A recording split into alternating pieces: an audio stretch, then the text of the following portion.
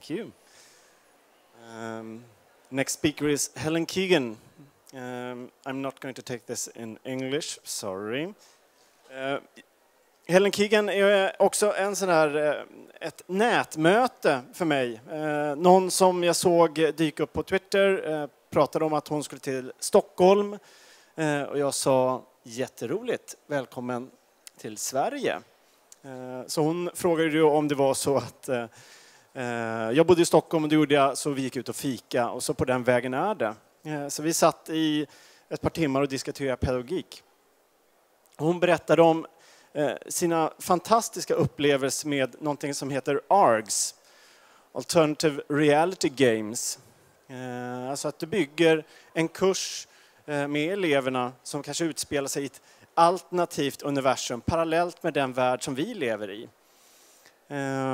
Och hur då nyfikenhet kan få eleverna att jobba vidare, jobba framåt, hitta sitt eget material, gå ihop med kurskamrater eller klasskamrater för att dels bygga material men också söka, hitta, skapa någon form av ordning, sammanhang i allt det här. Det här är jätteintressant. Och hon har den här figuren, Ruthie Franzen, som då eleverna skulle jaga rätt på. Och tänker vi MOOC, som är det här distribuerade lärande på nätet, så är det ju, har ju Helen ett antal förslag, metoder, lösningar för eleverna då att lösa det här. Hur hittar man deras motivation och fokus på nätet? And that's what you're going to talk about. All nice things. Right, am I? Yeah, I'm audible. This headpiece feels like it's going to fall off. So does that mean I can't jump around on the pretty floor? Because I'm absolutely desperate to start jumping between the... It looks like so much fun. Right, in fact, I'm just going to hold this. Sorry, everyone, it's like getting dressed in front of a room full of people. It's quite odd. I'm just going to check that the display is in the right resolution. Want me to talk some more? No, it's fine. I'll just give you an ongoing comment. I'm Helen Keegan, and I have technical issues. So, yeah, I'm here today to talk to you about lots of things which really follow on from the stuff that Dave's been talking to you about, specifically in terms of connections, curriculum, and curiosity as well. So the role of curiosity in learning. So something that I'm obsessed by is the blurring of boundaries. Okay, and it's something that we're seeing more and more. We've got new learning spaces, new pedagogies, largely as a result of social technologies and the rapid connections that we can make with one another through platforms like Twitter, through blogging. So I'm looking at learning in terms of an ecosystem, of institutions in terms of part of an ecosystem. So thinking about blurring boundaries between learners and educators and experts, institutions themselves, disciplines. So what I'm doing now is really, thinking about Dave's ideas around MOOCs, but doing a kind of hybrid experiment in a formal educational environment, but trying to harness the affordances of connecting learners with other learners and educators with experts across, online spaces. So it's very much thinking about knowledge in terms of interdisciplinarity. Now that we're able to connect with people from diverse disciplines, our ideas about what knowledge are being challenged. We get knowledge from lots of different directions, different disciplinary perspectives. Some people are taking this one step further. So Anne Balsamo writes about the need for an epistemological reboot of the university. So moving away from this idea of knowledge being siloed, but towards people from different disciplines working together. So looking at models that are open, social, mobile, networked, responsive and flexible. So just to give you some context, I'll just go back to the browser now. One of the things that I'm following with great interest is the development of schools like this in Sweden. I think this is absolutely brilliant. So, you know, the Vitra schools, schools with no classrooms, schools where spaces are defined by the activities that go on in those spaces, as opposed to levels, as opposed to age. And that's something really interesting. And I'm actually based in an institution, if I can just find the right tab now. I'm really lucky to be based here in this place. There's lots of thumbnails here, but it's a place called Media City UK in the United Kingdom.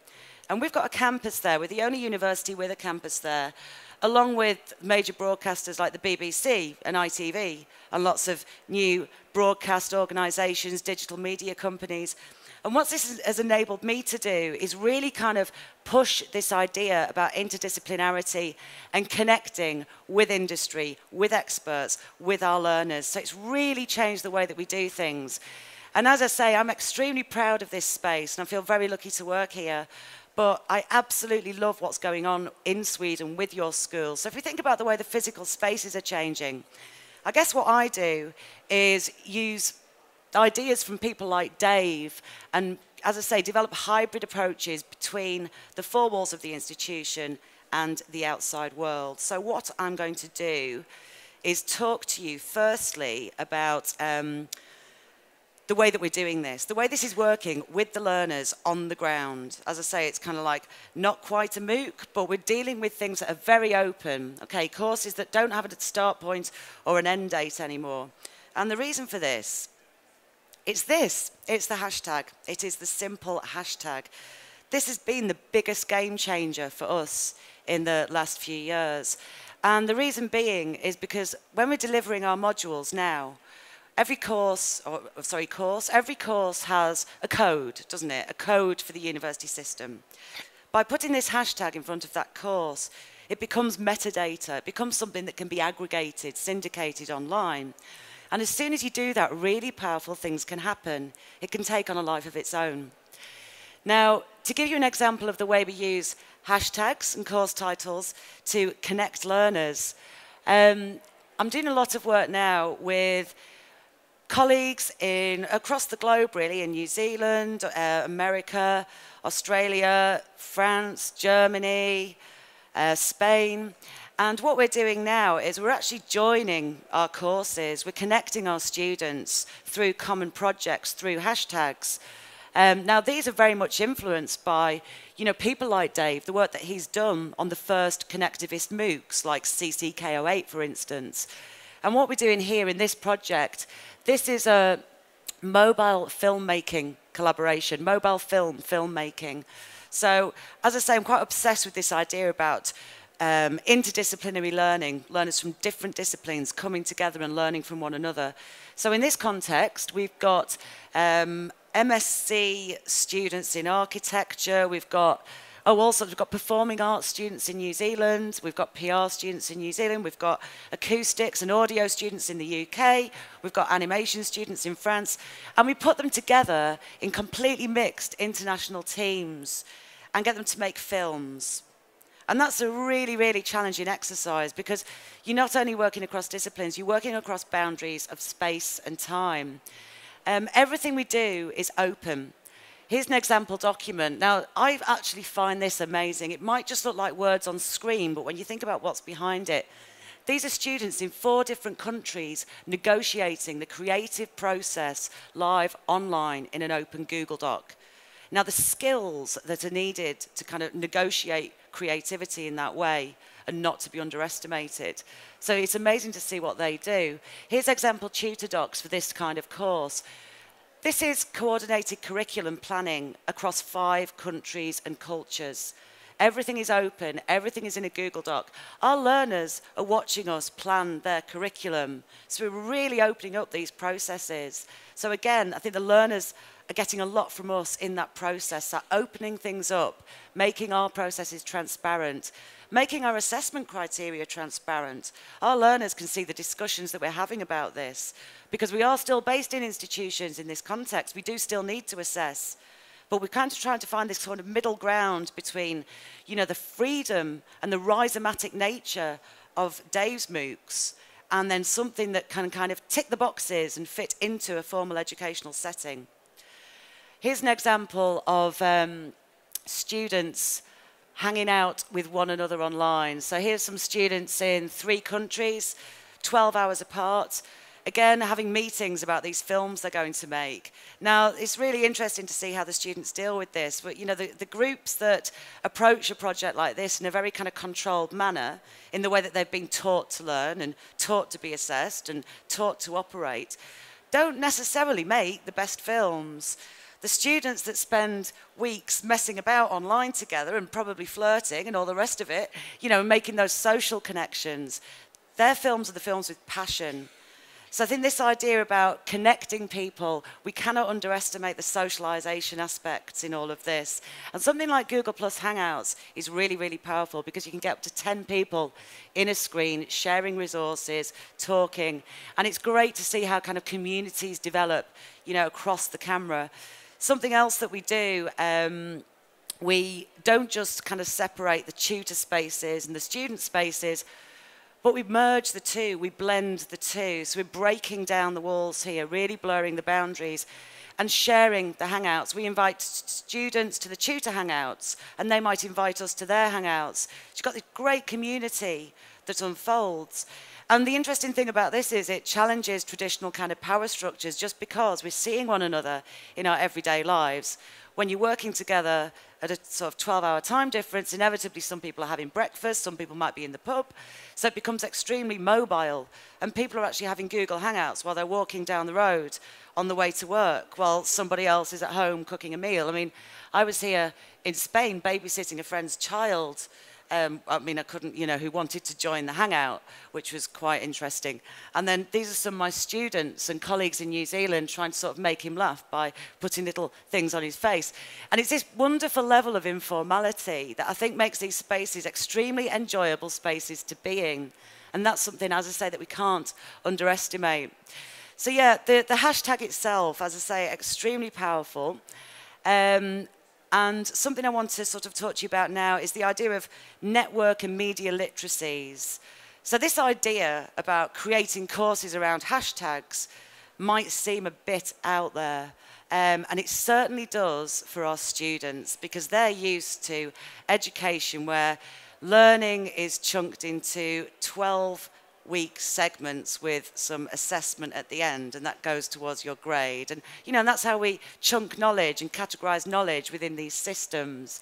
So to get them to really understand network literacies, I do believe that we have to model those literacies, you know, and that's, to me, a really important part of my role as an educator. It's sort of a broker between spaces. So moving away from, obviously, you know, in past 10 or 15 years, we kind of commonly accept the idea of the educator as a facilitator, as a sage on the stage. But I'm thinking more now in terms of the educator as the broker. The educator is the person that models network behaviors and connects learners. Okay, so this was a really powerful example. I was at a conference, an internet research conference, and just here, this slide shows, I was at a presentation by a woman called Nancy Baim, who's a really famous scholar in the area of music and social technologies. And she's based at Microsoft Research in New England. And she was talking about this guy, who, again, is a very famous musician online, Solo Bass Steve. And he's kind of a pioneer of being an independent music artist in the online space. So with my learners, I always tell them to follow these people. Like, Nancy Baim writes fantastically, you'll love her work. You know, they're really into music, so it makes sense to turn them on to kind of, you know, scholars that write about the music industry. And they follow Solo Bass Steve because I always say, he's a fantastic person for you to follow. He'll show you how it's done. And so for my learners, this is quite an abstract concept. These are kind of two people. One of them's on the internet and the other one writes these very academic papers. So I'm at this conference and I'm using the Instagram photo app on my phone just to take photos as Nancy Baim is talking about Solo Bass Steve. And this is a really simple thing, but I'm just tweeting these pictures with the hashtag, and my learners are following this. And they're like, oh my God, those people are real. Nancy Baim exists, and oh my God, she's right there. And she's talking about Solo Bass Steve. And that was a really magical moment for them. It was the idea that seeing how we were all connected. Okay, really, really powerful moment. And so when I got back, about 5 days later, I was on Twitter and some of the students started saying, what are we doing this week? What are we doing in this week's class? And I was like, oh, a bit of this, a bit of that. And then they said, can we do more about networks? Not computer networks, you know, networks, the kind of thing that you do. You know, like when you were at that conference and you were using that hashtag. Like, okay then, so this is on a Thursday. And we negotiate the curriculum exactly in the way that Dave described before, you know, the community as the curriculum.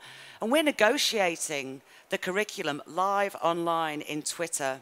So that day, kind of get the resources together, put it on SlideShare, the title being The Amazing Maze Made of Internet, Networks, Openness, and the Power of the Hashtag. And about 9 o'clock that night, I uploaded these slides and I said to the students, right, here are the slides, this is what we'll talk about tomorrow. And then I mentioned some of the people whose work I'd referred to in these slides.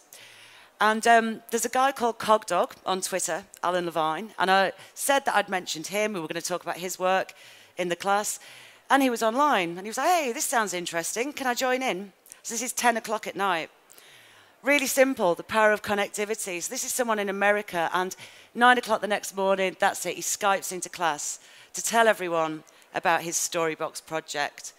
Now that was just, it was pure serendipity in action. And something like that was so powerful for our learners. You know, we've got somebody that just happens to see that we're talking about him tomorrow and they'd negotiated that curriculum and he joins the class. And this happens in literally 12 hours. That was really, really powerful for them. And I think showed the power of these connectworks, you know, and having things operating openly. And you can see the learners there, they're watching on the screen, absolutely fascinated by what Cogdog has got to say. And at the end of the session, they're saying things like, my God, that was amazing. That really was social media. And it takes something like that, I think, for our learners often to really, really engage. And I'm talking about learners here in terms of my students, but I think the same thing goes for all of us. And when we're talking about openness and these sort of magical moments, these eureka moments, we often can't plan for them. But what we can do is be there, because they will happen. So I think the point is to actually put yourself in these spaces, because you know, it will happen for you. I'm absolutely convinced about that. Just be there, just talk, just use hashtags, and it's amazing the things that can happen. That's just one example, and I've got lots of examples like that. Something else that I'm really interested in, which again, I think is, it ties in with the idea of kind of, you know, the open textbook, the crowdsourced textbook, opening up these processes of knowledge creation. So one of the things that we do, once the students are comfortable with tweeting, get them to tweet the lectures the way that people at a conference will tweet the conference.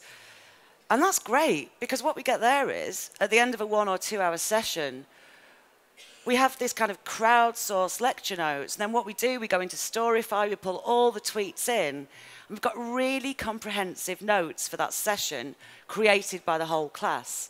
But the thing that I love about this, again, and it's going back to the idea about informality in these places and the sort of social elements, you'll have the kind of personal comments in there as well. So it's not just all about the course. You have things like this. Sorry, I'll go back one. I'm not in the mood for the world today, or uni, might be a bit grumpy, sorry. And the thing is that sort of 2 or 3 months later or 6 months later, if people revisit these, they're more engaging because they're just more human. It's just much more human than a textbook, quite frankly. And so, you know, it's enjoyable for them to revisit these spaces.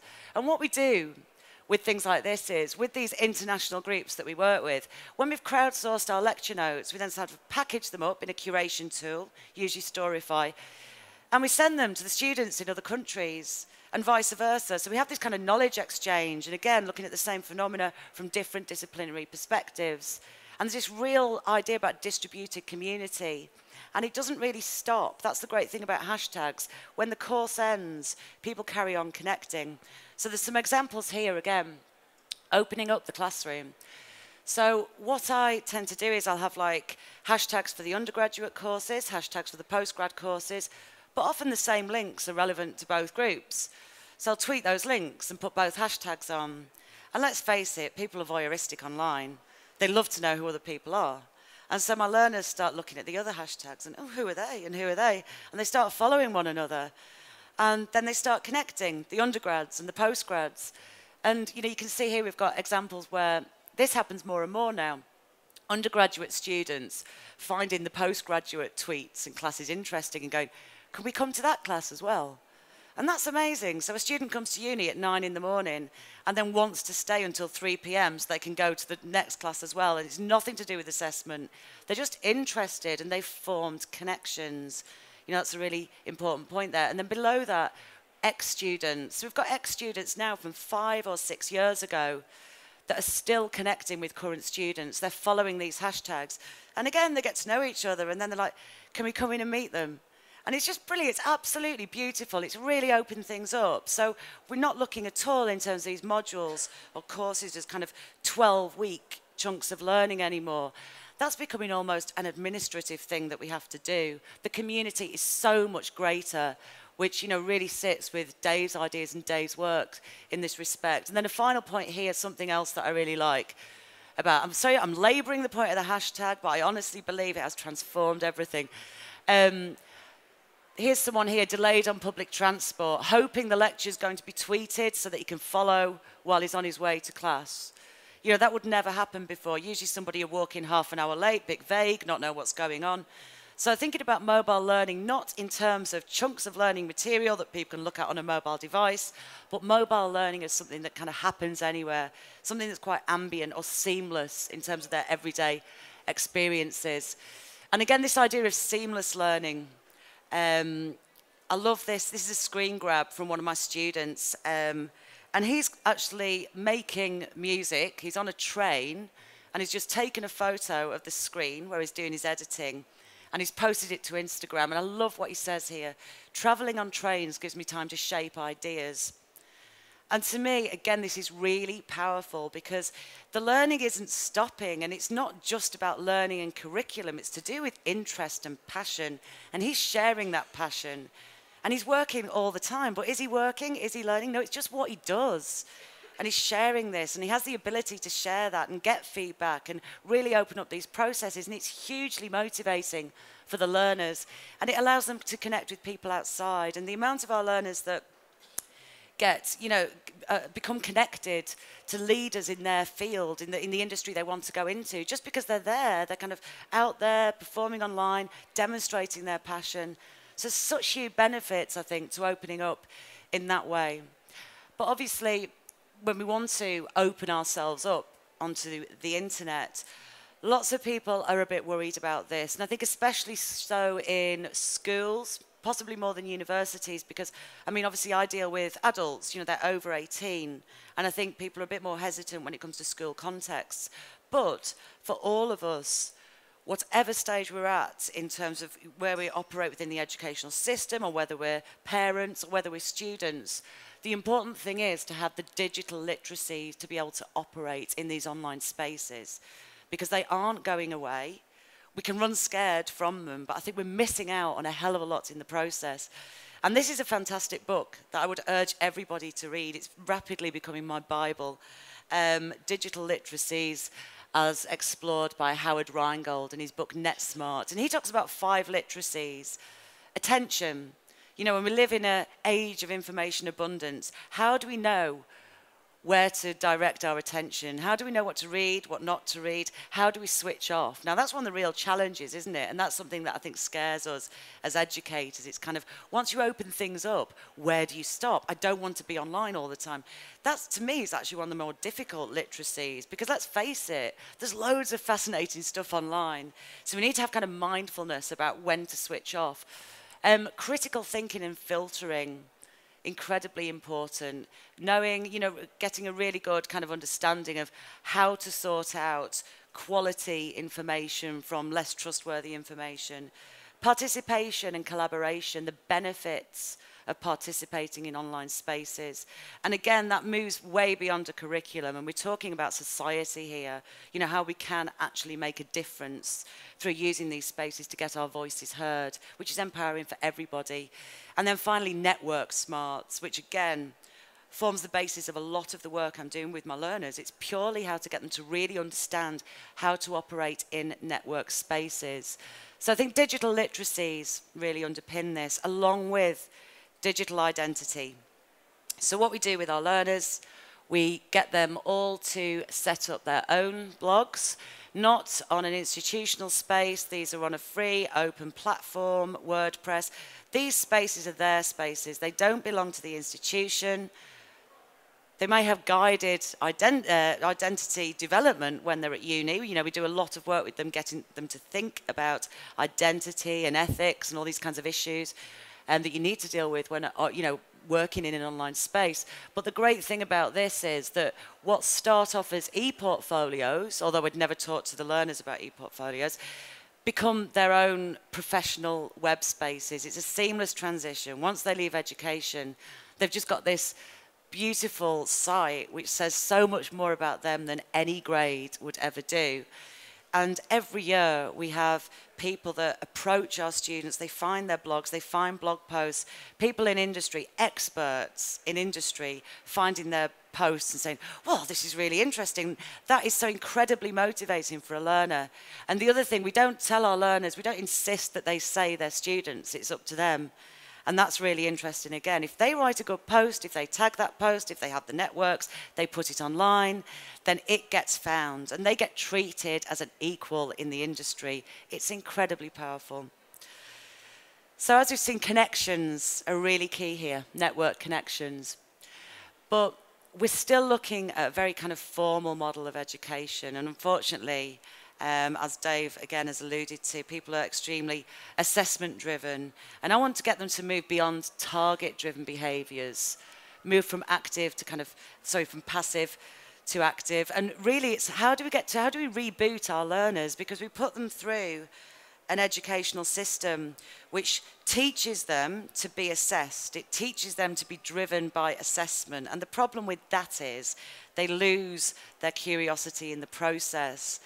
And there's a great PDF here which is available online, and I'm sure these slides will be available, which I think you'd all be interested in. It's about engagement in schools. How do we solve the problem of engagement or lack of with our learners? Because that's the big thing now, isn't it? Engagement and curiosity. Because our learners go through a system where they're measured, categorized, ranked, and it kind of stamps this stuff out, you know, this love of learning. So what I'd like to talk to you now about, just to finish off, is something that I did last year, and I'm just going to tell you the story about, I wouldn't call it an alternate reality game itself, because it was in, yeah, I'll explain why shortly, but I used alternate reality gaming principles to try and bring my learners into a wonderful world through mystery and intrigue, and I wanted to see how far they would go if they were made deeply curious. How far would they go beyond the curriculum and beyond assessment? Okay, so I'll tell you now what happened. A bit of background. Who knows anything about alternate reality games? Does anybody? Okay, we've got a few hands here. So I'll just give you a little bit of background. Alternate reality games have been around for about 10 years now. And they first appeared in relation to films and games, you know, kind of PlayStation type games. The reason being is because obviously we're saturated with advertising, and so clever marketing people wanted to drive people to their products without realizing what was happening. That's essentially where it came from. But ARGs are incredible due to their use of the online and offline worlds to create an interactive narrative that unfolds according to player actions. The mantra of an ARG is, this is not a game. So the people playing an ARG don't realise they're playing an ARG. They just think they're looking for stuff. It's an incredible experience. One of the most famous ones is I Love Bees, which was created by 42 Entertainment for Steven Spielberg's AI game. But the thing that got me into ARGs was Lost. So did anybody watch Lost here? Did anybody? Okay, so we've got a few Lost fans, right? So I don't know if the same thing happened in Sweden, I'm not so sure, but I remember after watching the Lost pilot, the first kind of double-length episode, there was an advert came up, and in the ad, it showed it was for the airline, the plane that had crashed in the show. I thought, hang on a minute, that's a story. How can they have an advert for the airline? That's a bit weird. And so there's a URL on the bottom of the screen. So naturally, you're trying to make sense of this. So straight on the computer, went to the URL and went to this site for Oceanic Airline. And to cut a long story short, 3 hours later, I was still online, going through all of these different websites, finding all of this strange stuff in relation to this TV show. And I found myself on forums, along with hundreds of thousands of other people around the world who had done the same thing and were thinking, hang on, what the hell's going on? What's real? What isn't? And like, little did I know then that I'd just entered an ARG. And I played this ARG for 2 months without knowing I was playing an ARG. What I did do was connected with networks of people across the globe in order to find out what the hell was going on in this TV show and why there were all these strange coincidences in the real world. What did these numbers mean? Why was there a book on Amazon about twins that appeared in the show that was being read by one of the characters in the show? It was a really immersive transmedia experience. It was incredibly powerful. And I spent way too much time in Lost Worlds, I'll be honest with you. So when I found out that it was actually a game, after probably about 6 or 8 weeks, I became really fascinated in what had happened and what I'd experienced as a learner. This is extremely powerful in terms of social learning, problem solving, active learning, the collaboration, the teamwork, the web literacies. There were hundreds of thousands of people around the world coming together to kind of solve all these puzzles and crack these codes. And that got me thinking, if this can distract me from my day-to-day institutionalized approach, then what can it do? What can we do with our learners if we adopt some of these approaches? So, as I say, I decided to introduce mystery and intrigue into the curriculum in order to arouse learners' curiosity. It's very much based on ideas around transformative learning, which, you know, Mezirow kind of brought to the fore in the 70s, and which haven't really died away since then. So the thing that I'm interested in is in a HE system where we rank, we categorize, we constrain, you know, we measure, where it's risk averse. It's all about risk aversion and quality assurance. How do we bring our learners back to a mindset of education for enlightenment and not just employment? That was my big thing. So I've been getting really frustrated with this. And in the UK, it's getting worse and worse because our lovely government keeps increasing student fees. And we really are in this sort of you know, time of the consumerization of higher education. It's a service. And the more students pay for it, the more they expect certain results. And the idea of education for enlightenment has pretty much disappeared. It's all about how much people are paying for you, and if they're paying that, they want it first. And that's kind of what we're dealing with. So this is a bit of a fight against that. So what I did was I worked with a good friend of mine, Hugh Garry, who was a producer at Radio 1, BBC Radio 1, because he'd actually worked on one big ARG in the UK. So it was great. So we teamed up. And what we did, we abstracted out the elements of the curriculum into 4 themes. And the 4 overarching themes were curiosity, collecting ideas, connecting, and getting your work out there. We thought, you know, scrub the topics, we do the topics, but what are the big things? What are the big things that our learners are going to remember and take away? They're the things. So I worked with a group, 30 students, on a professional sound and video technology degree. The degree was called Advanced Multimedia. And you can see here the kind of main topics that we cover. We've been running this for about 7 years now. Identity, copyright, ethics, participatory media production, mobile phone filmmaking, critical media literacies, remix culture, and importantly, you can see here, transmedia storytelling. So I took that out. That didn't appear in the curriculum this year. The idea was that they'd live the entire module as a transmedia experience, so I wasn't going to tell them about that at all. So rather than have a week spent on ARGs and transmedia, they were going to live the entire module as a game, unbeknown to them. What we really wanted them to do was to go beyond the curriculum, really dig deep, and to question everything. So this idea about rebooting our learners, very much focused on that, rebooting and transforming. So we started planning this game in February 2011, okay? In June, we started setting up Rufy's identity over a range of online spaces. So Roofy was the name of the mysterious character that was our device to bring these learners into this strange, strange world. So just made this name up. And gradually, over months and weeks, we populated these spaces with videos we wanted them to watch, and books we wanted them to read, and little chopped up videos that we've made ourselves. They all went online. Strange photos in Roofy's Flickr stream. Roofy had a Twitter account. So we started doing this in June with the idea to start the game when the students started the degree course. We didn't even know the students at this point. We just knew when we'd have students arriving. But we wanted to end with a big event, importantly, because if we were going to put the students through 12 weeks of gameplay without them knowing they were playing a game, which was slightly worrying, we thought we should give them some kind of reward at the end. So went to the BBC and managed to get them to let us use their huge screen in the centre of Manchester. Now, you can get an idea of the scale of this square. This square is called, strangely enough, people refer to it as the Triangle. It's also Exchange Square. So this is in the centre of Manchester, and all those little red dots are actually football fans. So that gives you an idea of the scale of this square. And after a bit of toing and froing, because I think we terrified the BBC at first with our ideas and what we were doing, they finally agreed to let us broadcast the students' mobile phone films on this screen on the 9th of December 2011. So the students hadn't arrived yet. They didn't know they were going to make films. This is the stuff that we could control. Okay, that's important, because you can't control an org. We could only control the bits that we could.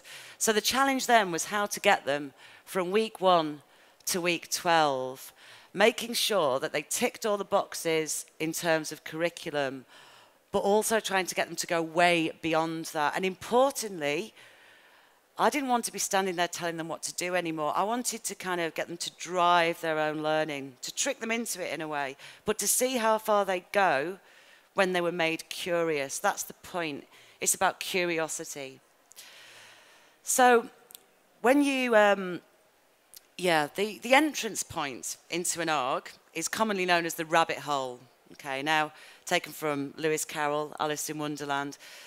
This was our rabbit hole, this sequence of numbers here, 91211, which related to the date of the planned broadcast, okay, on the big screen, 9th of December 2011. And what I did was I sent these numbers to the home addresses of half of the students, just on a sheet of A4 paper, just these numbers, thinking we were really clever, because we thought, well, if they only go to half the students, that'll get them all talking, because the other ones will want to know why they didn't get the letters. So, you know, that was all well and good. That was the plan. Anyway, in fact, I need an audio cable for this next bit. Hopefully this is working. Life on the edge. So what I'm going to do now, I'm going to show you a video. It's about 3 minutes long. And this is essentially 12 weeks of gameplay distilled into 3 minutes. So it is chaotic. It's intentionally chaotic, because in a way, I'd like you to feel almost as disoriented as the students did. But if you can try and follow it, I think you will get a grasp on the kind of peaks and troughs through the game and the way they felt about what was going on at various stages.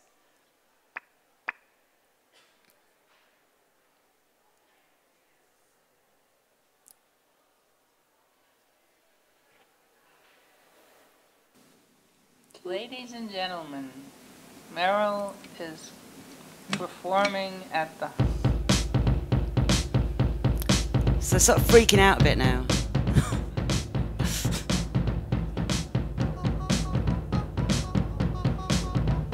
Paranoid.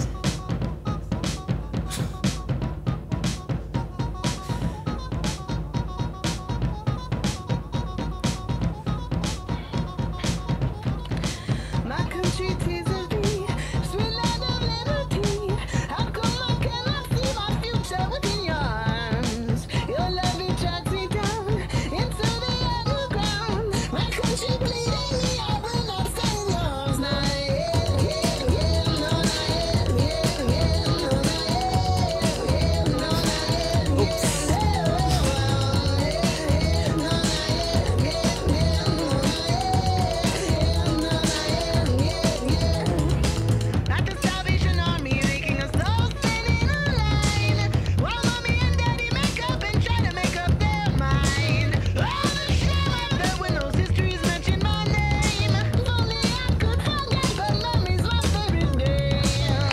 Truth be told, it's about connecting the dots. Figure it out.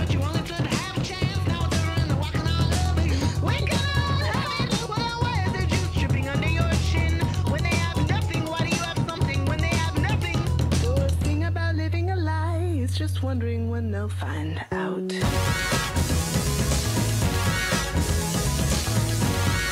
Your time is limited, so don't waste it. By following your curiosity and intuition, it'll all work out okay. Learn how to do this.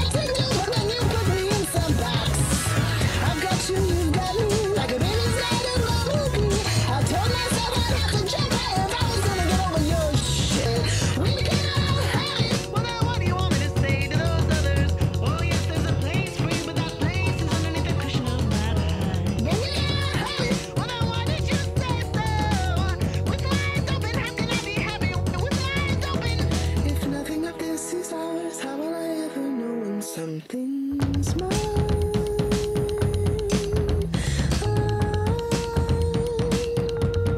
So you have to trust that the dots will somehow connect in your future.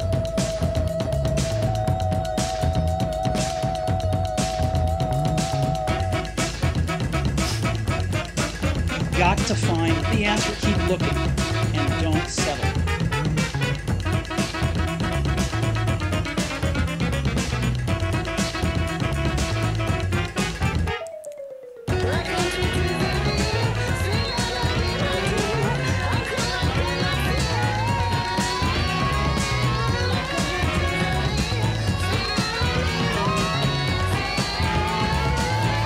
Stay hungry, stay foolish.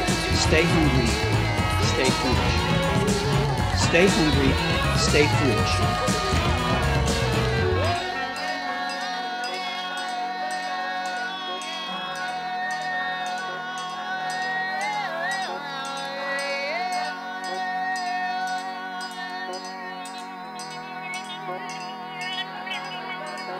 The worst thing about living a lie is just wondering when they'll find out. Hi you lot, I am Charlie Leadbeater. I am not Rufy Franzen, I promise you.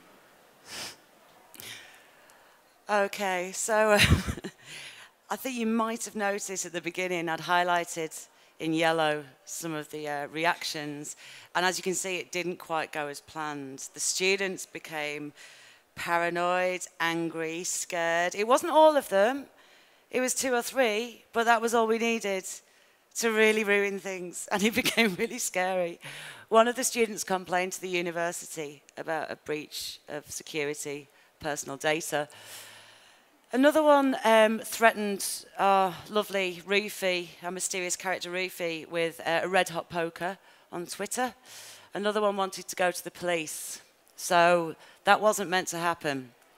You know, we took the mystery thing a bit too far here. And that was the thing with an ARG. You really can't control how people are going to react. You can have a framework, but essentially you cannot control the player's actions. So that was the big lesson we learned. Anyway, in a last-ditch attempt to save the game and keep my job, we sent this email to the students, possibly abusing a position of trust here, because I was there taking them for the module, but I was also their personal tutor and program leader, so the person they're meant to come to, you know, when they're scared or angry or paranoid. So sent them this email saying that I'd made contact with the mysterious Rufy. I couldn't really tell them anything more. They just had to trust me. I thought it was leading us somewhere amazing, just didn't know where. I thought, well, hopefully this will save the game. And it did. And what happened next was absolutely amazing. I love our learners.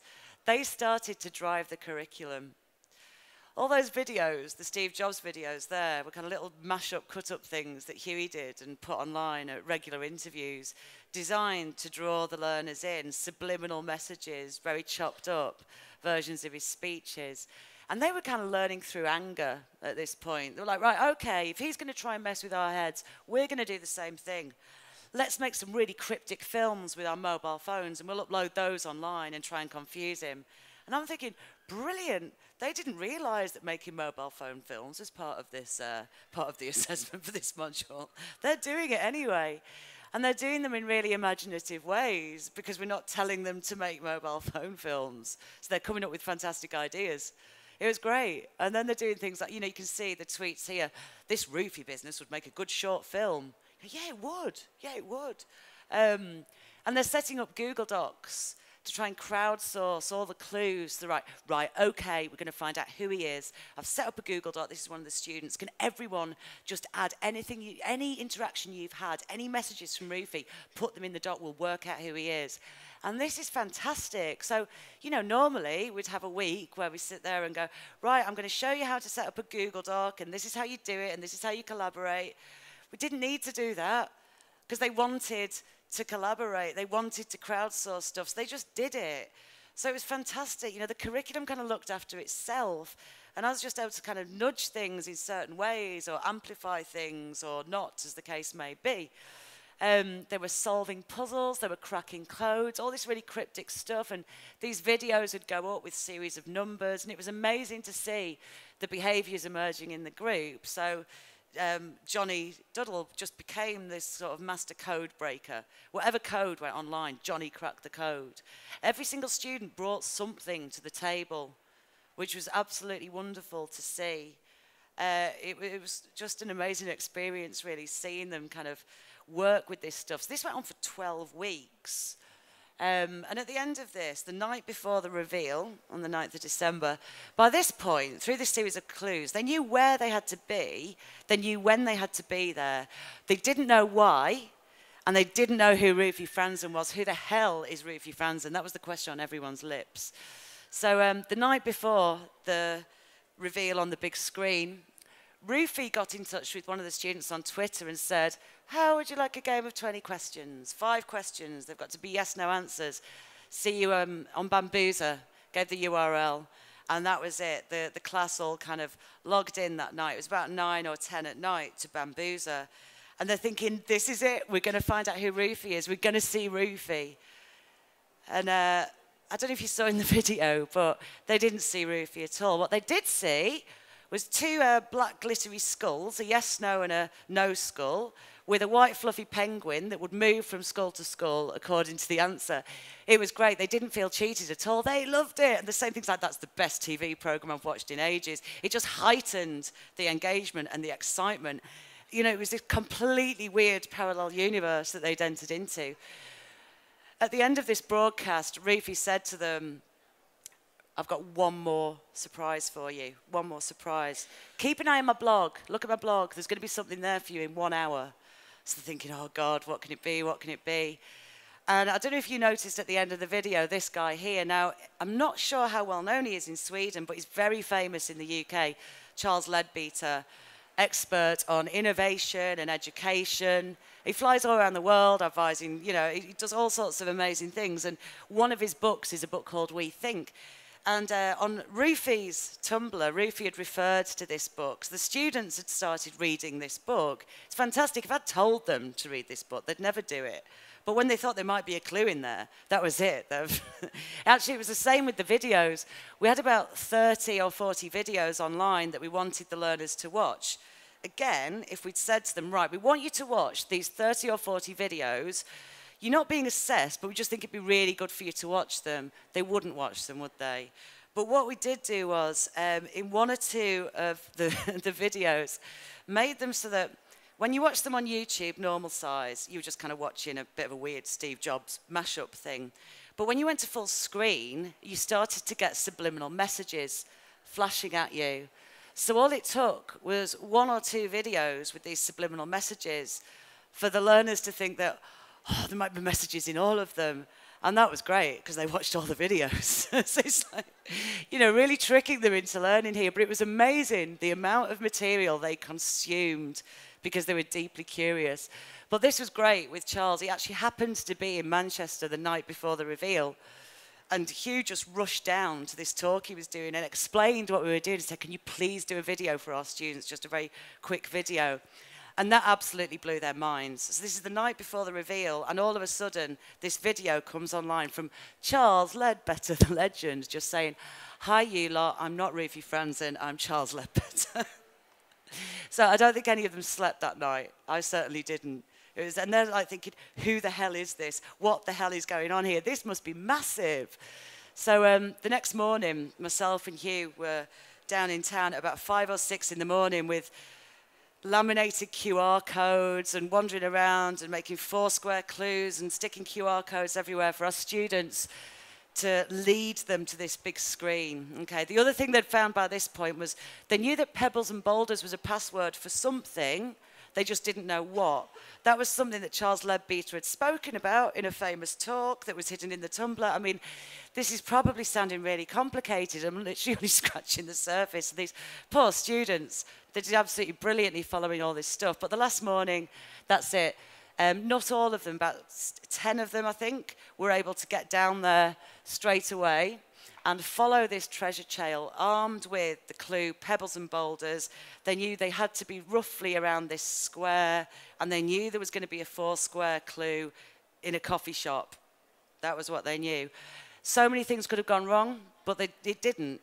They followed this trail, they got to the final QR code, scanned the QR code, and a phone rings. And they're like going, oh, the phone's ringing.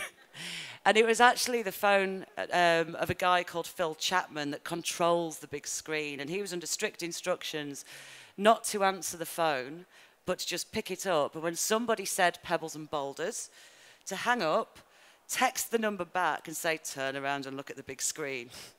Whoa, so much to go wrong there. And I can't believe it didn't. We were really, really lucky. So I'm going to show you another very quick video just of the reactions to the reveal.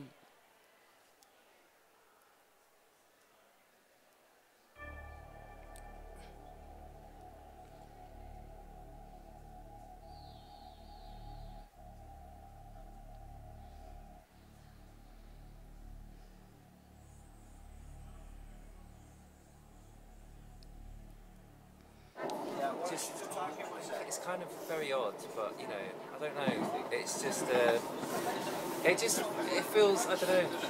We're going to find out today, obviously, but it just feels. Pass the time. Yeah. it's distracted me from my assignments, which is very. That's what I said last time. No, I'm looking forward to finding out who it is. I want to see who he is and why he's chose us. I didn't care at first, but then it got to me, so now I care. So okay. I need to finish this. That's fair enough. That's fair enough. Lorenzo? I just want to know who he is. I mean, who is Ruthie Franson?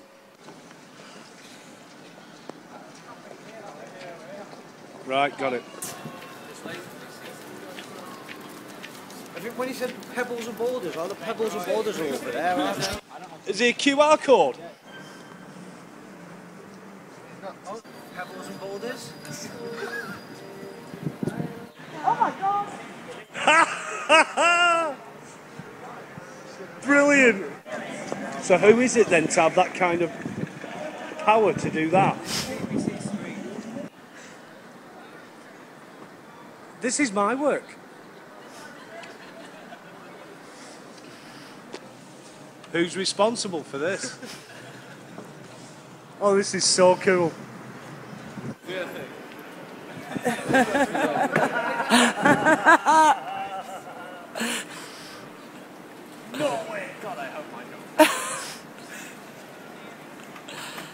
So what do you think about the fact of your video being shown on a screen in the middle of Manchester? It's mental, mate. Are you into it? Unbelievable, yeah. I'm very into it, yeah. Are you having that large or what? Yeah, very much. I didn't expect this to be what the result was, I have to say. The question is where's Helen going? Let's just that's what I just wondered. pan the camera on where Helen's going. What's he got? Brilliant. This is brilliant. I want to meet him. I want to meet Ruthie. Look at the big It's screen. messed up.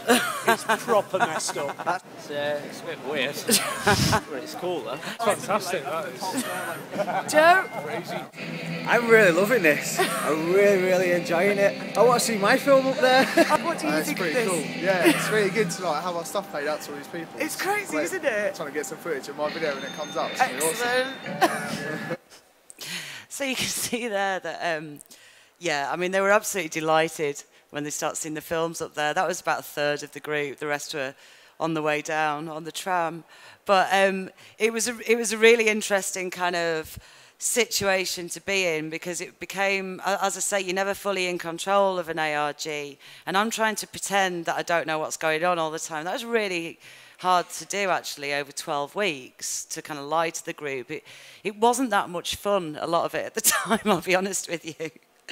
And you can see there, they're thinking, hang on a minute, where's Helen going? So this is the thing, you kind of get lost in this world, and no one knows what's real and what's not anymore, and that's a really powerful space to be in, I think. So anyway, after the film started playing and some more of the group arrived, it was time to tell them that the entire module had been a lie, or rather I've been lying to them for 12 weeks, and it was actually an alternate reality game. And I'm still very worried about this bit, because they were delighted about the films. They were there, oh, this is amazing. But I thought, how are they really going to react, knowing that at points they were kind of paranoid and, you know, angry. So anyway, brought Hugh down and got Phil to come down from controlling the big screen, and then told them that the entire module had been a game and Rufy didn't exist. And they're all like, and that was strange. They were really happy about the films. I wasn't quite sure what to make of the reaction towards the ARG. So gave them all a debriefing document which explained more about it. You know, I did explain to them that normally we would have done a week on transmedia storytelling and ARGs, but we thought it'd be much more powerful if they lived one. And then told them we'd done it and why we'd done it, because of curiosity and all the rest of it. So I gave them this 6-page debriefing document, and they went home, and that was it on a Friday. And I'm still a bit worried at this point, you know, is there going to be a backlash? Am I going to get into trouble? But it was amazing. Once I'd actually had time to digest it, the response was just brilliant. And we've still got this really strong bond to this day. And I mean, here's some quotes here, things like, I'm just so pleased to have been involved in this ARG. Rufy will live forever. And I love this one. Today I realised just how amazing the small things in life can be.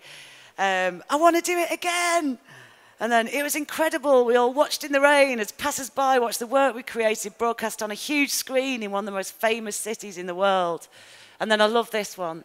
This is something I'll never forget. So it was a really, really powerful experience. And this guy here, I mean, he really recognised the teamwork that had kind of gone into it as well. So it was definitely worth that risk. And this is something that I think is really important for us as educators, to, you know, not be constrained by risk-averse systems. We've got to be able to take risks, and we've got to be able to model risk for our learners. You know, I think we really, you know, it's our responsibility to do that. If we only ever operate in these structures, in defined ways, what are we really showing our learners in terms of the way the world works? So I think modeling risk as well as networks is quite an important thing here.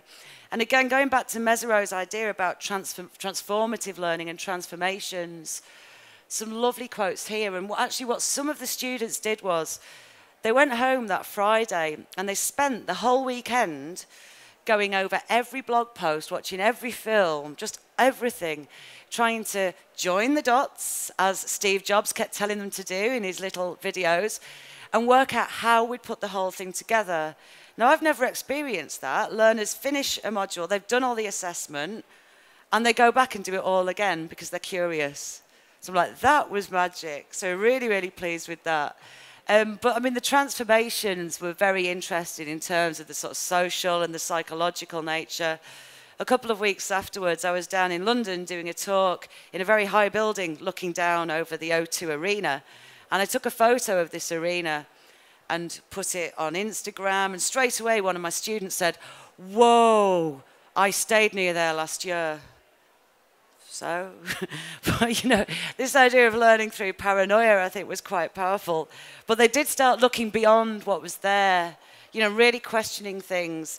As I say, not just looking at the information that we gave them, but, you know, it's kind of, it really opened their minds. I think that was the thing. And in terms of these literacies that we spoke about before, it was a really powerful experience for them in terms of literacies around identity specifically. You know, it's one of the big paranoias about operating online, isn't it? Oh, well, anyone can say that they're this or that, or yeah, they can. And just that you understand it, we're going to show you exactly it. And so, you know, it's really powerful. So we had lots of kind of debriefing conversations afterwards about identity and the nature of identity and all these things that came out through the ARG. But I'm just going to leave it here today with this quote from frere, which I absolutely love, and I've highlighted the 4 words in this that I think relate to both my work and Dave's work, and hopefully everybody's kind of work in this room, really. It's the idea of critique and creativity and participation in transformation. I think these are really, really powerful concepts that are increasingly beginning to underpin everything we do nowadays. So I'm going to leave it there now. Thanks so much for listening, and happy to talk to any of you, either now or later on. Thank you.